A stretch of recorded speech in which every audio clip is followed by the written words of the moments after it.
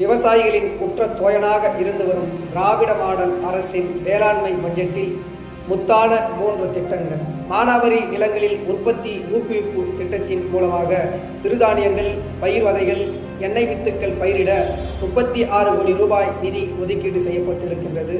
முதலமைச்சரின் மண்ணுயிர் காத்து மண்ணுயிர் காப்போம் என்கின்ற திட்டத்தின் மூலம் 14,000 ஒருங்கிணைந்த தொகுப்பு பண்ணையம் அமைத்திட 42 கோடி ரூபாய் நிதி ஒதுக்கீடு செய்யப்பட்டிருக்கின்றது.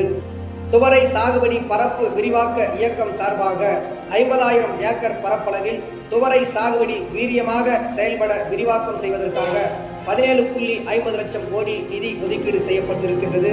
குறிப்பாக வரலாறு காணாத கனமழையால் பாதிக்கப்பட்ட விவசாயிகளுக்கு விரைவில் நிவாரணம் வழங்கப்படும் என்றும், தென் மாவட்டங்களில் கனமழையால் பாதிக்கப்பட்ட 2 லட்சம் விவசாயிகளுக்கு நிவாரணம் வழங்க 208 கோடி ரூபாய் நிதி ஒதுக்கீடு செய்ய